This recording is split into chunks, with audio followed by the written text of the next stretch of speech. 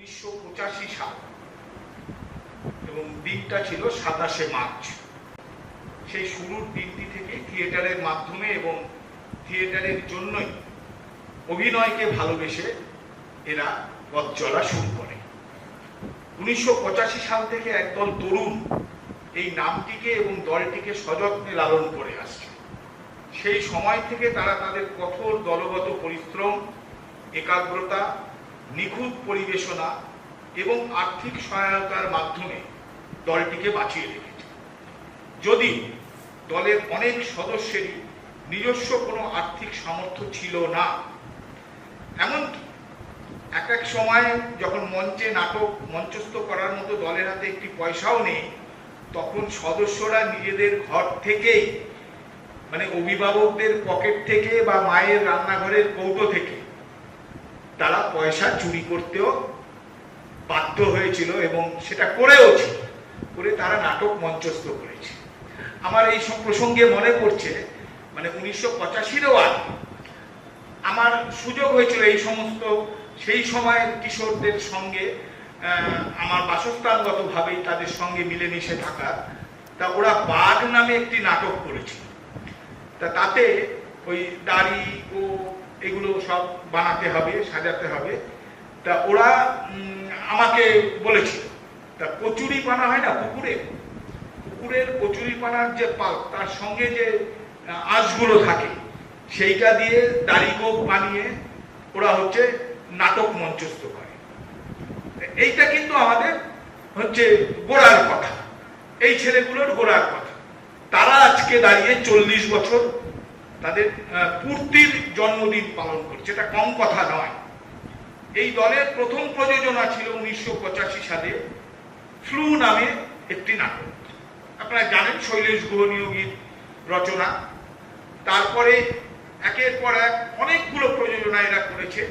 তার মধ্যে উল্লেখযোগ্য কয়েকটি নাম আমি উল্লেখ করছি: মুকুট, দংশন, শতাব্দীর পদাবলী, দশমী, তাহার নামটি রঞ্জনা, ঐক্যবিন্দু, একটি শব্দের প্রয়োগ, গুলশান, যে জন আছে মাঝখানে, বর্ধমানের বর, বরিশালের কোণে, বউ নিয়ে বেহাল এবং বদন চাঁদের বজ্জাত। এছাড়াও কুসুমপুরের কন্যা, এই নাটকটা 2000 সালের ডিসেম্বর মাসে তারা বেশ কৃতিত্বের সঙ্গে তারা মঞ্চস্থ করতে সমর্থ হয় এবং সেটা খুবই জনপ্রিয়তা অর্জন করেছে। যাই হোক, এইভাবে এগোতে এগোতে 2012 সালে ওদের পরবর্তী প্রযোজনা, যেটা ওরা এ যাবৎকালের যে অভিজ্ঞতা, সেই অভিজ্ঞতাকে সঙ্গে নিয়ে একটু যেন সময়ের চাহিদা অনুযায়ী ওরা নিজেরা বলছে এটা রাজনৈতিক নাটক হিসেবে ওরা মঞ্চস্থ করেছিল। আসলে গোটা আমাদের সকলের জীবনটাই শুরু থেকে শেষ পর্যন্ত রাজনীতি ব্যতি রেখে নয়।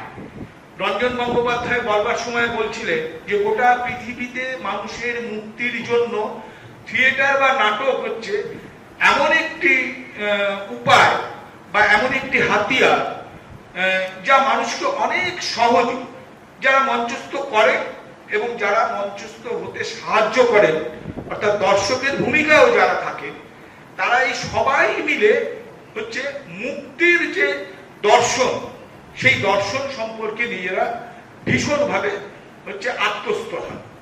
তা তেমনি তৃতীয় স্বর নামে একটি নাটক তারা মানে মঞ্চস্থ করলেন এবং সেটি প্রায় অনেকাংশের মানুষের কাছে সেটা ভীষণভাবে গ্রহণযোগ্যতা পায় এবং আমি নিজেও সেই নাটক ওদের দেখেছি এবং আমি সত্যিই খুব মানে আনন্দিত এবং খুব আশান্বিত যে এরা আরো বেশি বেশি করে সময়ের দর্পণে মঞ্চকে ব্যবহার করবে। এই আশা নিয়ে হচ্ছে আমাদের আজকের উপস্থিতি এবং এটা বলার কোনো মানে অপেক্ষা রাখে না যে আজকের এই অনুষ্ঠানে আগামীকালও চলবে।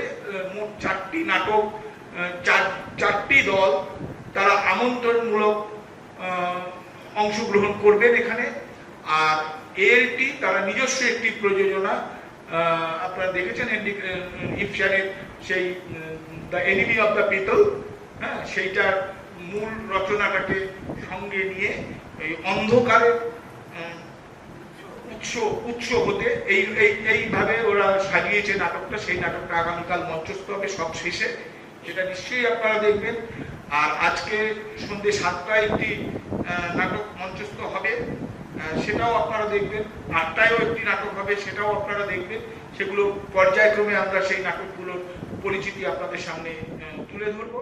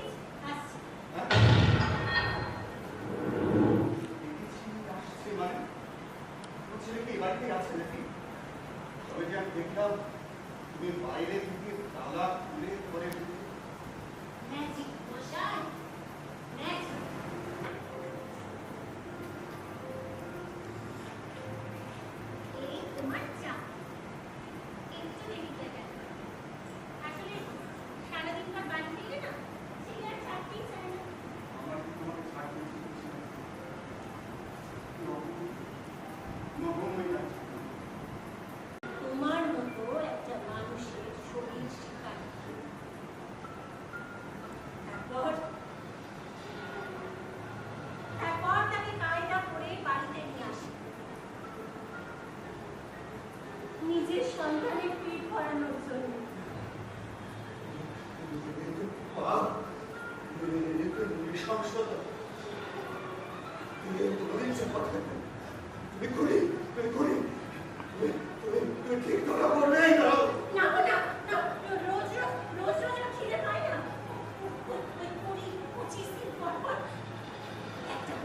শরীর মাঝে যদি এই দেখো না, দেখো, এই দেখো। আমাকে কেমন কামড়ে দিল দেখো। তুই আমাকে মেরে ফেলেছিস। আমার ছেলেকে ছেড়ে দাও। আমার ছেলেকে ছেড়ে দাও।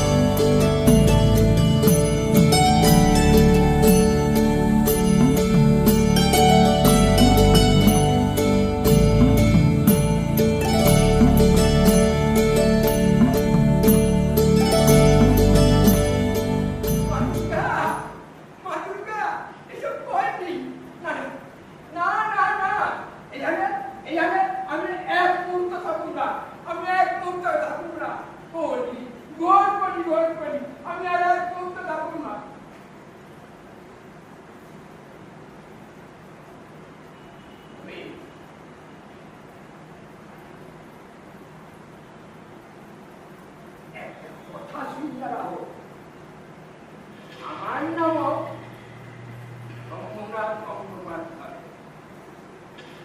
মহেশ চল খারাইয়া আমদামাতে থাকে আমার চল হ্যাঁ চলুন চলুন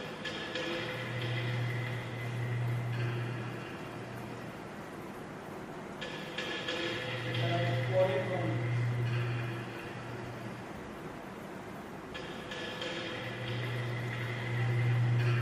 তোমার মেয়ে মা, সম্পর্কটা কিন্তু মেনে নাও। সম্পর্ক মানাচ্ছে। আরে বাবা বেশ্যাবাড়িতে এসব সম্পর্ক টম্পর্কের কোনো মানেই হয় না। আর তোমরা হলে মজা করা ফুর্তি করার যন্ত্র। আর যন্ত্র ছোট চলবে অতই মস্তি নয়। কি বলো আমার বিয়ে মা, এই, ছাড়ো, শোনো, তুমি কিন্তু বেশি বাড়াবাড়ি করছো। আমার মুখের ভাষা বার করার চেষ্টা তুমি একদম করবে না, বুঝেছি? কেন মানে মতো আমাকে একটা সুযোগ দেন, প্লিজ, স্যার। আমি প্রমাণ করে দেবো, ওপরে পদ্ম সামলাতে পারে। আর ওর সাথে বেশি কথা বলিস না, আমার গাটা ঝুঁকির করে। নিজেকে খুবই মুমূর্ষু মনে হচ্ছে। শিক্ষা প্রতিষ্ঠান সরকারিকৃত নয়। ক্ষুদ্র ক্ষুদ্র বৃষ্টিকণাকে প্রবল বাড়িধারা হতে দেবেন না। ছি, ছি, ছি, ছি। সর্বত্র কুয়াশায় ঘিরে ধরেছে। দুর্গা, দুর্গা, তোমাকে এটাও শিক্ষা নিতে হবে যে কিভাবে কুয়াশা ছিন্ন করতে হবে। ওকে, গুড লাক। দেখুন আপনারা কতটা কুয়াশা ছিঁড়ে দিতে পারেন। ওকে, বাই।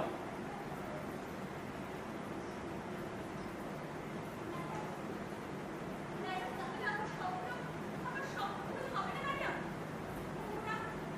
ওরা আমাকে কলেজে ভর্তি হতে দেবে না? আপনি চুপ করে আছেন কেন ম্যাডাম? আপনি চুপ করে আছেন কেন? ভর্তি তুমি হবেই দুর্গা, ভর্তি তোমাকে হতেই হবে। হ্যাঁ, তোমাদের ওখানে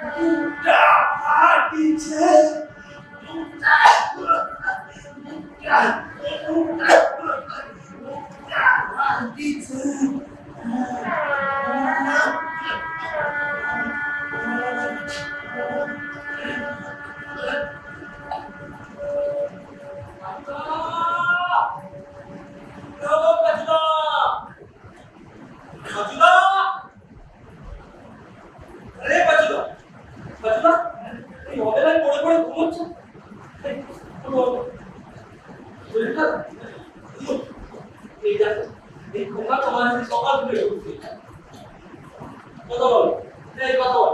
আমি সরি জানলে মানুষ মানে আমার বন্ধু মানুষ মানে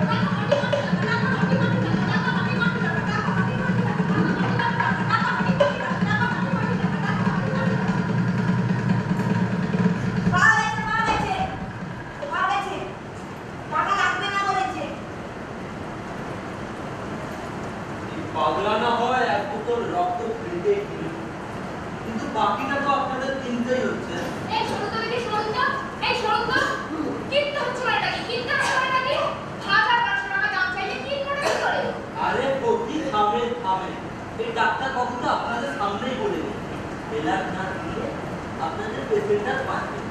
আপনাদের পেশেন্টের বহুত ঝামেলার ও কি বুঝে বুঝবেন না অনেক খুঁজে জোগাড় করেছি, আজ পাচ্ছি নিয়ে, কাল কিন্তু তাও পাবেন না।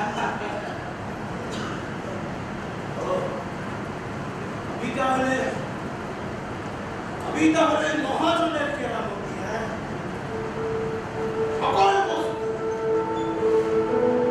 লাইলন শাড়ি বলো, লাইলন পেন বলো, উত্তম কুমার বলো, সুচিত্রা সেন বলো, সকল বস্তু আঠাগুলো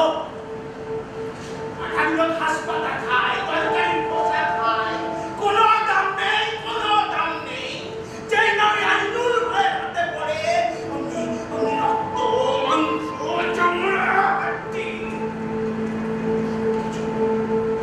সব কিছু দাম হয়ে যায়।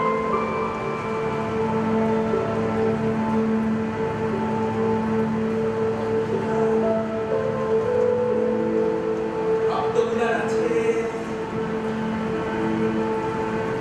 চাপ আছে, কোনো দাম নেই, যেই মহাজনের হাতে পড়ে। ও ভাই, আমার সঙ্গে তো ব্লাড ব্যাংকের লোকেদের চেনা না, এখন যদি কিছু কম সম করে হয়, দেখি একটু সাইডে দেখি, কি রক্ত জোগাড় হয়েছে? হ্যাঁ ডাক্তার দিদি, এই তো, এই রক্ত দেবে, এগুলো রক্ত বিক্রি করে।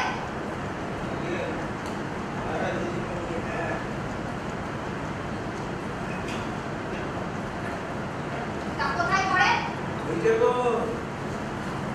গো সাদা রঙের দোতলা বাড়ি, ঝুমকোলতা উঠেছে, ঝুমকোলতা। এখানে এক মহাজন আছে গো, মহাজন। ঠিক আছে, এখানে দাঁড়ান, দেখি চোখটা দেখি, এবার চোখটা, দিকটা দেখি, আচ্ছা ব্যথা লাগছে? কি বমি হয়? আগে কদিন ধরে হচ্ছে, কদিন? 8-10 দিন হবে। ওরা আপনাকে কিছু বলেনি? সর্বনাশ! ছি! এরা কি মানুষ? আপনার জন্ডিস হয়েছে।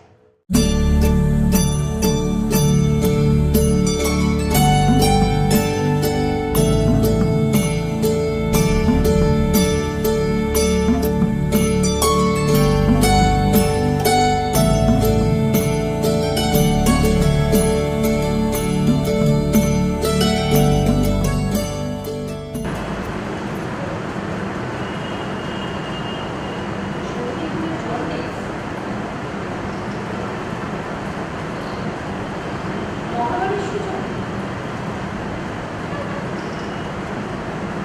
বাপি! বাপি! দেখো পেপারে কি লিখেছে দেখো।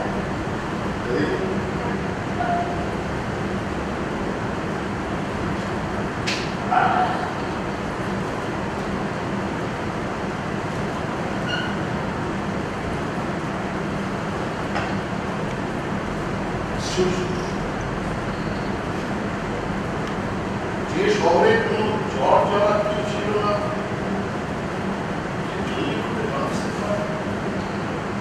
তাহলে কি এখানে জলবায়ু খারাপ হয়ে যাবে? কিন্তু এখন তো কলকাতা বেশি ভিড় আর কারখানাও অনেক আছে, তাহলে জলবায়ুটা খারাপ হবে কিন্তু। তাহলে আমি যেটা অনুমান করছি সেটাই সত্যি হতে চলেছে। ভীষণ অনুমান পাবে। এই চণ্ডীপুর শহরে যেখানে মায়ের মন্দিরটা আছে, এখানে প্রতিদিন মানুষ ওই লাইন দিয়ে জল পান করে, জলান্বিত পান করে। জলের উপর আমরা একটা সন্দেহ করছি। তাই ওখানকার জল আমি স্যাম্পল করে কলকাতা ওয়াটার সাপ্লাই করতে পারছি। হঠাৎ মন্দিরের জলের উপর তোমার সন্দেহ হলো না? আর সেটা করতে আসে যদি আমি এটা সন্দেহ করছি সেটা যদি সত্যি হয় তাহলে আমি কোনো মতে এটা লেখালি করতে পারবো, সচেতন করবো।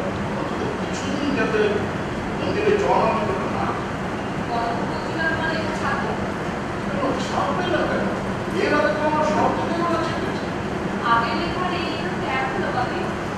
আর তুমি এই বিষয়টা নিয়ে লিখবে মানে তোমাকে একটা সাহসী লেখা লিখতে হবে।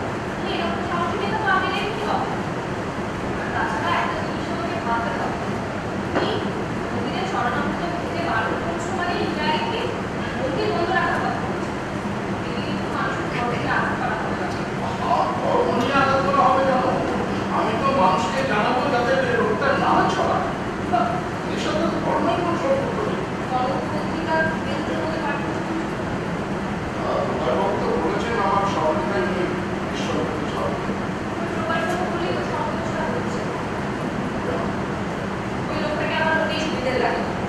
ওর বিহেভিয়ার আর কাজকর্মের মধ্যে না আমার ভীষণ খারাপ লাগে। আমি অল্প পরে তাকাই। প্রধানবাবু যে ভালো লোক সে বিষয়ে আমার কোনো রকম সন্দেহ নেই। ওনার মধ্যে একটা চেতনা আছে, একটা আদর্শবোধ আছে। আর তাছাড়া ওনাদের যে কাগজ মনে করছে সেটা থেকে একটা আদর্শবাদী কাগজ হিসাবে বহু লোক যায়। আমার জ্যাকেট কাপড় এই সমস্যা ভাই ভিতরে আসতে পারি? না কাপড় না বলো আমি ভেতরে গেলাম কথা বলবো। আরে আসুন আসুন আসুন। হ্যাঁ, অনেকদিন বাদে আপনার কথাই হচ্ছে। চণ্ডীপুর শহরে জঙ্গি ছড়িয়ে পড়েছে, সেটা আমরা খাওয়া ছাপিয়েছি। দেখলাম কিন্তু ঘটনাটা কিভাবে ঘটছে সেটা তো বোঝা যাচ্ছে না। সেটা তো স্যার আপনি বলবেন। এই চণ্ডীপুর শহরে স্যার এই নীল আকাশের মধ্যে হৃষ্টপুষ্ট ছেলেমেয়েরা শুধু বেড়ে উঠছে। এই শহর জন্মদের কত কম। স্যার আপনি এক কাজ করুন, আমাদের পত্রিকায় নিবন্ধন রূপের ধারণ জানবে, মানুষ বালিশটা প্রকাশ করছে।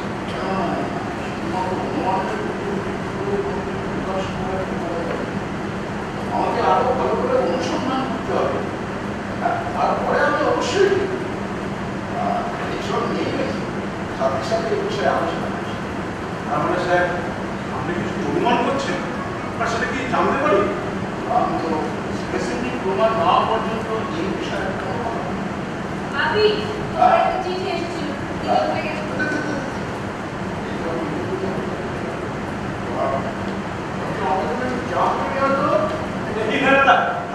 হাত হাত চা খাওয়া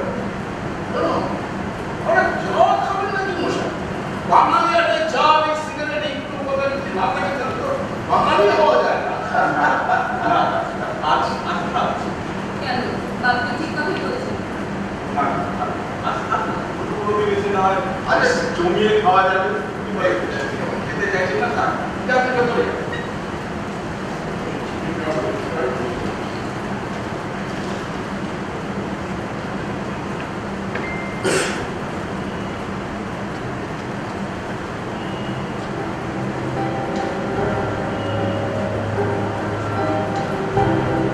ব্যাপার স্যার দিদিন লোক আপনি চিঠিটা পড়ে কেমন যেন গম্ভীর হয়ে গেলেন স্যার। এই অঞ্চলের একটি শহরের একটি অঞ্চলের শহরের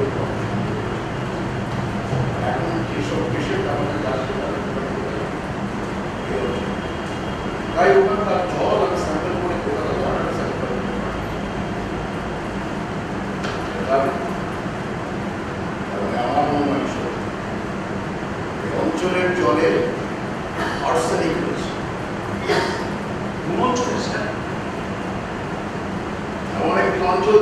নাম শুনে আপনার ঘটনার বিষয় কোন অঞ্চলে চলছে? চন্ডীপুর মিউনিসিপালিটিতে যেখানে মন্দির নির্মাণ করেছে সেই অঞ্চলে মন্দির বিক্রয় স্থানের জলের মধ্যেই রয়েছে বাস। বলছেন স্যার? প্রতিদিন হাজার হাজার মানুষ ওখানে দেবতার অমৃত ভেবে জল পান করছে। তার সঙ্গে সঙ্গে এই রোগের 300 টাকা নো রিস্ক নো গেইন। এই তো পুরো তুই এসেছিস, পুরো তোর সঙ্গে আমার খুব জরুরি দরকার আছে। তার আগে তোকে পরিচয় করে দিই, ইনি হচ্ছে একটা স্থানীয় পত্রিকা গণমুখের সম্পাদক শ্রী প্রকাশ কর্তৃক।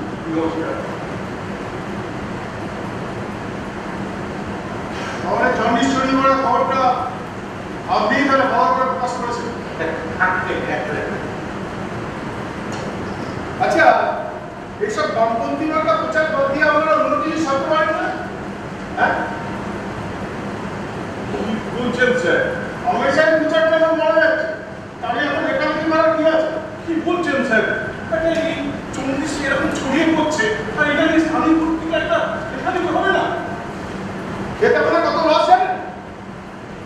মানে শহরের প্রাণকেন্দ্রে একটা জাগ্রত মন্দির প্রতিষ্ঠা, আপনাদের অপপ্রচার নির্মাণ হয়ে মন্দিরের দর্শনার্থী আসা কমে যেতে পারে। তার দায়িত্ব আপনি নেবেন। এসব অপপ্রচার বন্ধ করুন। আরে পুরো শোন, এগুলো অপপ্রচার নয়, এটা সত্যি। আমি ওখানকার জলের স্যাম্পেল ওই ওয়াটার রিসার্চ ডিপার্টমেন্টে পাঠিয়েছিলাম। ওরা তাদের স্পষ্ট এখানে স্পষ্ট জানিয়েছে মন্দিরের জল বিষাক্ত হয়ে গেছে। আমি তো ভাবছি ওনাদের পেপারে এই বিষয়ে আমি একটা নিবন্ধ লিখবো, তাতে এখানকার মানুষ সজাগ করে। দাদা, তোমার এই বাঙালিতে আর কর্পোরেশন, আমাদের এই কর্পোরেশনের ক্ষতি করে দিও না। প্রায় 2 কোটি 34 লক্ষ টাকা খরচা করে একটা মন্দির প্রতিষ্ঠা করা হয়েছে, যাতে কর্পোরেশনের একটা স্থায়ী ইনকাম থাকে। তুমি সেই ইনকামের মতো অর্থনৈতিক ভালো সৃষ্টি করে কেন নিজের প্রতি নিজে দেখাচ্ছ? আরে তুই কি বলতে চাইছিস বল? মানে সত্যিটা যেন আমি চুপ করে বসে থাকবো? থাকবে। অসম্ভব। মানুষের সংকটময় মধ্যে আমি কোনোদিন চুপ করে থাকতে পারিনি, আজও থাকবো না। দেখ আমি জানি এইসব প্রতিবাদ করতে চাই, সমস্যার আগে হয়েছে, তবু আমি অন্যায়ের সাথে কোনো কাজ করবো না। ওই নিয়ে আগেও। আচ্ছা দাদা, তোমার এই পাগলামির জন্য কি আমি আমার অফিসের কন্ট্রাক্ট করব? একে বিরোধীরা এই মন্দির চরিত্রটাকে একটা ইস্যু করে দিয়েছে, তারপরে তোমার নিবন্ধ যদি প্রকাশ পায় তাহলে বুঝতে পারছো কি হবে? বাবা, আমি তো মন্দির বন্ধ হওয়ার কথা বলছি না, আমি শুধু বলছি যেহেতু ওই মন্দির অঞ্চলের জল বিষাক্ত